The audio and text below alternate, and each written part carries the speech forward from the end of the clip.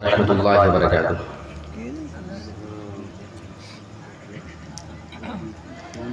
इन्नल हम्दलिल्लाहि नहमदुहु व नस्तईनुहु व नस्तगफिरुह व नऊज़ु बिल्लाहि मिन शुरूरि अनफुसिना व मिन सय्यिआति अअमालिना।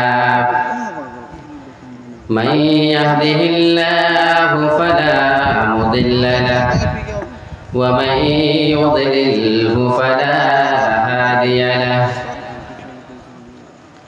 व अशहदु अल्ला इलाहा इल्लल्लाह वहदहु ला शरीका लहु व अशहदु अन्न मुहम्मदन अब्दुहु व रसूलुहु।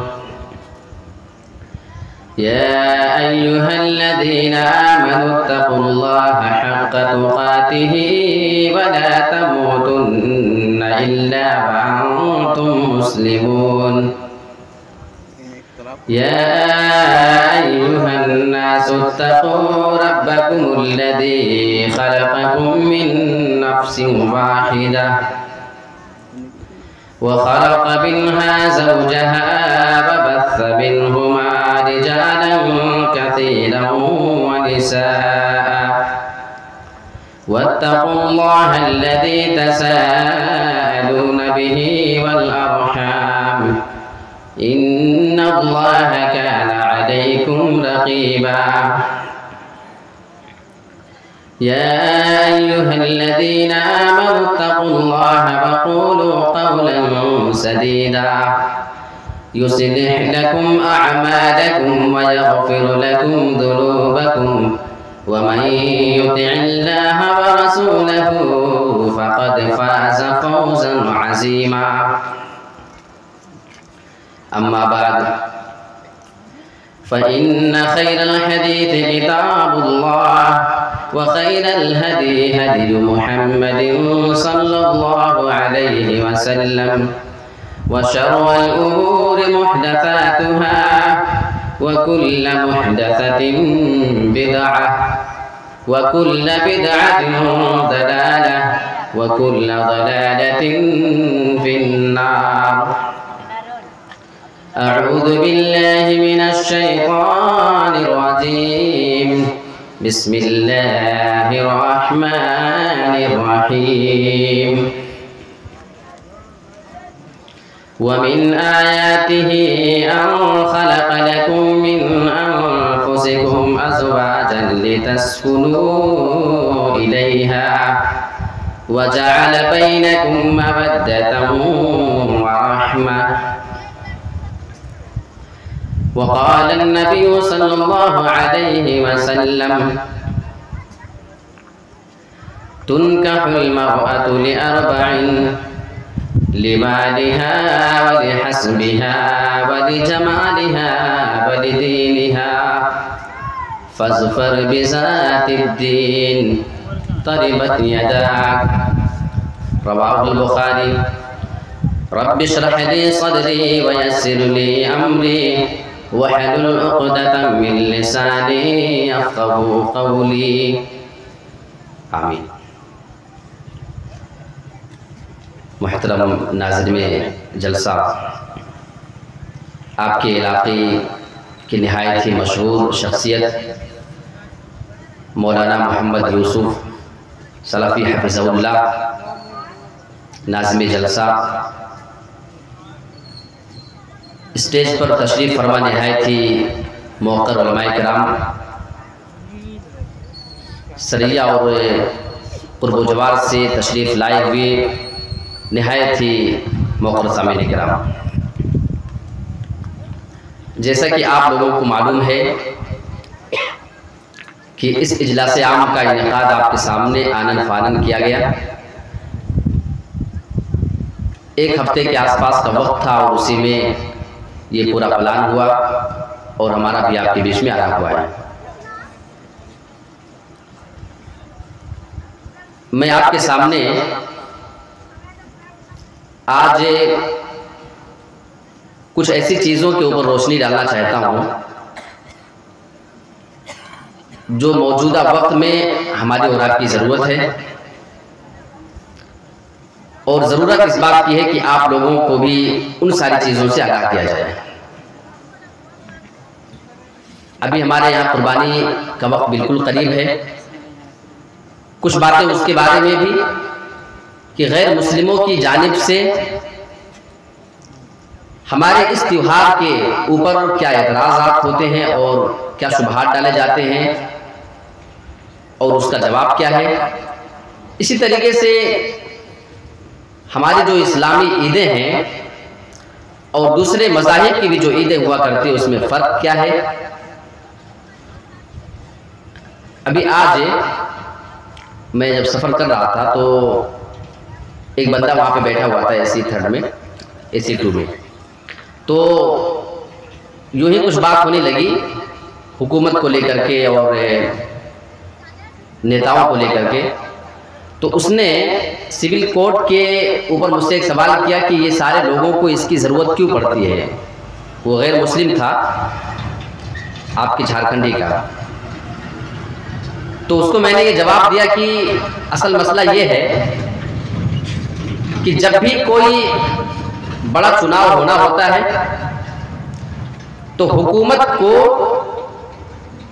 किसी नए मौजू पर बात करने की ज़रूरत होती है। उसे कोई ना कोई एजेंडा चाहिए होता है, उसे कोई ऐसा टॉपिक चाहिए होता है जिस पे धार्मिक तौर पे बातें की जाए। तरक्की मुल्क की नहीं, उस पर बात करेंगे तो सारे लोग इकट्ठा नहीं होंगे। मैंने कहा अभी देखिए अभी ट्रेन का हादसा किस किस तरीके से हो रहा है और उसके इंतजामात कैसे हैं। ज़रूरत इस बात की है कि इसके ऊपर काम किया जाए, लेकिन अगर इसके ऊपर आप कितना भी काम कर लेंगे तो पब्लिक का ध्यान उतना नहीं जाता है। आपने किया 2-4 दिन याद रहेगा, बात खत्म हो जाएगी। आपका इंडिया अभी एयरलाइन में कितना पीछे है, इसको लेकर के तरक्की की ज़रूरत है, इस पर ध्यान नहीं। जब बात आएगी इलेक्शन के वक्त में तो नया नया मुद्दा पब्लिक के सामने चाहिए जिससे धार्मिक बात की जा सके। जैसे कि इससे पहले वाले इलेक्शन में आपने देखा बाबरी मस्जिद के मामले को लेकर के, और इसी तरीके से भी ज्ञानवापी मस्जिद बनारस के अंदर उसको लेकर के बातें, और अभी जो कानून अभी ये पास करने की बात कर रहे हैं 370 वाली बात हो गई कश्मीर की। और अब इनका नया एजेंडा जो है जो सामने आ रहा है वो ये है कि सिविल कोड, यानी हिंदुस्तान में मौजूद सारे धर्म के लोगों का एक कानून हो। अभी जैसे अपना अपना सबका पर्सनल लॉ है, मुस्लिम पर्सनल लॉ अलग है, हर धर्म के लोगों का अपना अपना एक लॉ चल रहा है। वो अपने हिसाब से जितनी उनकी शरीयत में शादी है उतनी करने की इजाज़त है। ये हमारा जमहूरी मुल्क अभी इस बात की इजाज़त देता है। आप अपने मामला उसी एतबार से तय कर सकते हैं जिसका आपको आपका धर्म इजाज़त देता है। और आज़ादी के बाद जब इस हिंदुस्तान को जमहूरी मुल्क बनाया गया, बाबा भीमराव अंबेडकर ने जब वो उसूल और ज़ाब्ते लिखे जिस पर बड़े बड़े लोगों का और जितने धर्म के लोग थे, जितने जिम्मेदार थे, सभी का उस पर सिग्नेचर हुआ कि हम इस आईन और इस कानून और इस लॉ को मानने के लिए तैयार है, सभी का उस पर सिग्नेचर हो चुका है। अब जमहूरी मुल्क होने का मतलब यह है कि इंडिया के अंदर बसने वाले हर आदमी को अपने हिसाब से अपने फैसले लेने की पूरी इजाजत है, जैसा वो चाहे जी सकता है। हर आदमी अपने धर्म के ऊपर खुल करके अमल कर सकता है। ये अभी हमारे इंडिया का आईन चला आ रहा है, ये उसका कानून है।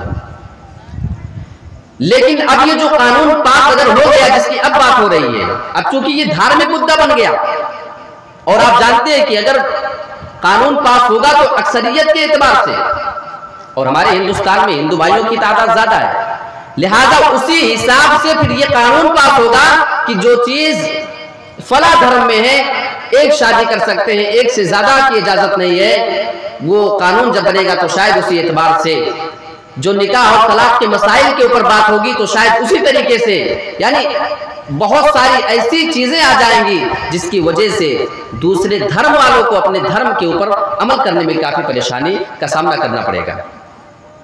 और इस बात को सुनने के बाद उन्हें मुद्दा ऐसा चाहिए होता है कि जिस बात को रखे तो उसके मुखालिफ 20 लोग बोलने वाले मिले। अब इस बात पे हर कोई बोलेगा, हर धर्म वाला बोलेगा, तो इससे दूसरे धर्म वाले चौकन्ना होंगे कि क्या बात हो रही है, कुछ फिजा गर्म नजर आ रही है। और जिसकी वजह से वो लोग इकट्ठे होंगे और इलेक्शन में इनका फायदा होगा। तो मैंने जब उसको ये बात बताई तो उसने कहा कि हाँ बिल्कुल आपकी बात समझ में आ रही है। उसके बाद वो उतर गया। इसी तरीके से आप देखें शादी और ब्याह के मामले में हम मुसलमानों के अंदर भी काफी कोताही पाई जाती है। आपने देखा कि कितनी हमारी मुसलमान बहनें मुर्तद होने के लिए मजबूर हो जाती हैं, अपना धर्म बदलकर दूसरों के साथ वो निकाह और शादी ब्याह करने पे मजबूर हैं। अपने धर्म से वो मायूस होकर के वापस चली जाती हैं दूसरे धर्म के अंदर। और इसमें कहीं ना कहीं जो नतीजा निकाला जाता है, जो वजह मालूम की जाती है, तो हमारे यहाँ जो शादी में हमने मुश्किल पैदा कर दी है, एक नतीजा इसका ये भी है। शादी में ताखीर इतनी, शादी में झमेले इतने हैं कि ज़िना आसान है, शादी मुश्किल हो चुकी है। आप 400-500 रुपए में जाए, आपको जिस मिल जाएगा आप ज़िना करके आ सकते हैं। लेकिन शादी के लिए आपको जब शादी की बात होगी तो वही 4-5 लाख रुपए की जरूरत पड़ती है। जबकि अल्लाह के रसूल सल्लल्लाहु अलैहि वसल्लम को मालूम था कि इस ज़िना का रोक कैसे मुमकिन है, इस पर कदगन कैसे लगाया जा सकता है, इस पर पाबंदी कैसे आयद की जा सकती है। ज़िना के ऊपर तकरीर करने से ज़िना बंद नहीं होगा, बल्कि वक्त पर शादी कराइए, ज़िना अपने आप कम हो जाएगा। और आपको यकीन ना हो तो आप ज़िना जहां जहां उसके वाकयात पेश आए, आप सर्वे निकाल लें और मालूम करें कि ज़िनाकारों में कुंवारे कितने हैं, शादीशुदा कितने हैं, तो आपको 70 या 80% उसमें कुंवारों की तादाद मिलेगी, चाहे लड़की हो चाहे लड़का हो।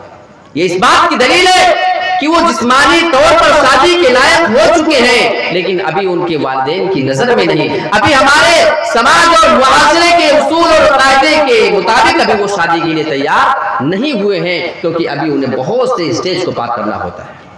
आइए अल्लाह के रसूल का कौल देखते हैं, सही मुस्लिम के हदीस। या माशर शबाबी मन इस्तताअ मिनकुमुल बाअ फलयतज़व्वज। ऐ नौजवानों की जमात, तुम में से जो आदमी शादी की ताकत रखता हो, फलयतज़व्वज, तो उस आदमी को फिर शादी कर लेनी चाहिए। और इस हदीस के अंदर जो अल्लाह के रसूल ने लफ्ज़ बाअ का इस्तेमाल किया है, उलमाए किराम ने लफ्ज़ बाअ के बारे में वज़ाहत करके ये बताया है, बाअ में 2 चीजें आती हैं।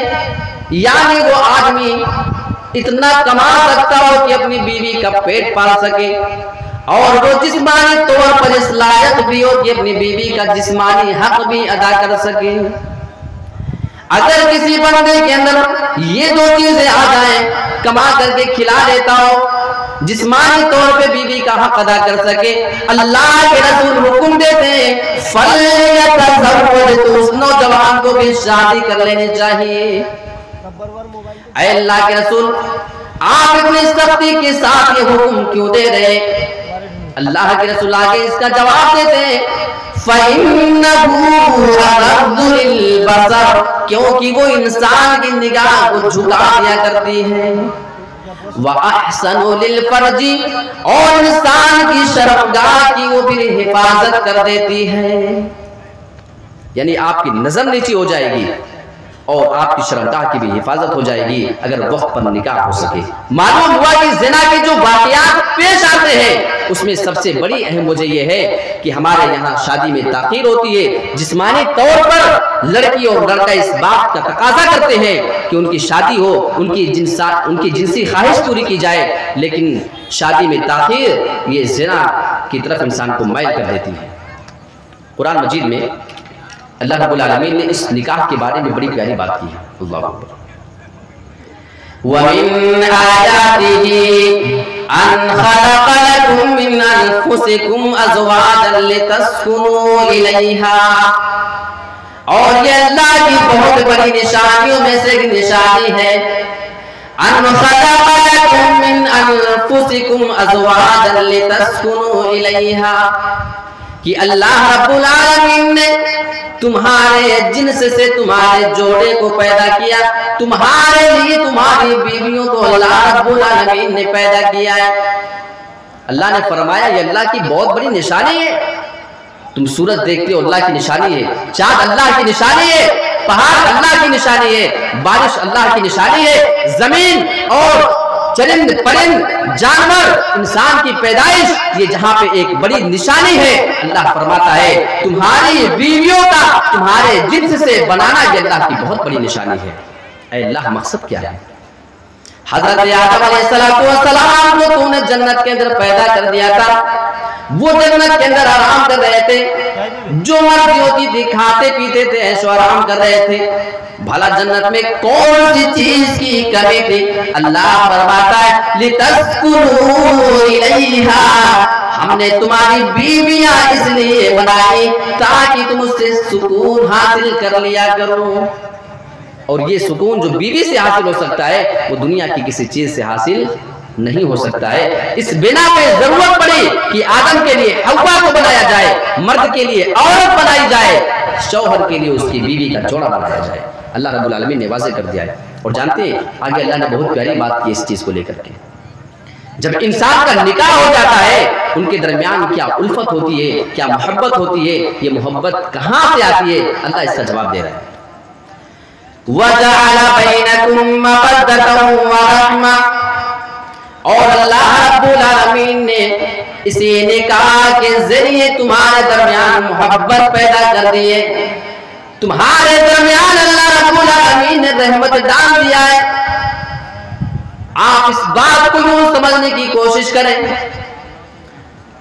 लड़की आपके सरैया गांव की हो और लड़का आपका दिया जोरी का हो, या और दूर आप उसकी शादी कर दें। शादी से पहले ना लड़के ने लड़की को देखा हो और ना लड़की ने लड़के की कभी शक्ल देखी हो, ना उससे बात की हो, लेकिन शरीयत के मुताबिक जब निकाह हो जाता है, जब उनकी आपस में शादी हो जाती है, तो वो एक दूसरे से कितनी ज्यादा मोहब्बत करने लगते हैं, एक दूसरे के लिए जान देने को वो तैयार हो जाया करते हैं। जब तक शौहर अपनी बीवी को देख न ले या बीवी जब तक अपने शौहर को देख न ले, उनको सुकून नहीं आता है। अल्लाह ये मोहब्बत कहां से आती है? फरमा रहा है वजअल बैनकुम मवद्दतन व रहमा, निकाह के जरिए अल्लाह ने तुम्हारे दरमियान ये मोहब्बत डाल दी, ये रहमत तुम्हारे दरमियान अल्लाह ने डाली है। अच्छा, हम ये भी देखते हैं ना समाज में कि गर्लफ्रेंड और बॉयफ्रेंड आपस में इतनी मोहब्बत करते हैं कि अपना घर छोड़ करके दूसरी जगह रहते हैं। आपने दिल्ली का केस सुना अभी कुछ टाइम पहले, वो महाराष्ट्र में रहते थे, वहां से दिल्ली आकर शिफ्ट हो गए, किराए का घर लेकर के दोनों एक साथ रहते थे। हर वो काम हो रहा था जो मियां बीवी के दरमियान होना चाहिए, लेकिन किसी चीज की कमी थी, तो बस निकाह की मोहब्बत की कमी थी। फिर अंजाम क्या होता है? कुछ महीना तो चला यूं जब तक जोश था, उसके बाद लड़की ने डिमांड किया लड़के से कि अब हम लोगों को शादी कर लेनी चाहिए। लड़के ने इनकार कर दिया कि नहीं, शादी की जरूरत नहीं है अभी कुछ, और लड़की समझ रही थी कि कहीं धोखा देकर के छोड़ ना दे अगर शादी ना हो, इसलिए वो टेंशन में थी।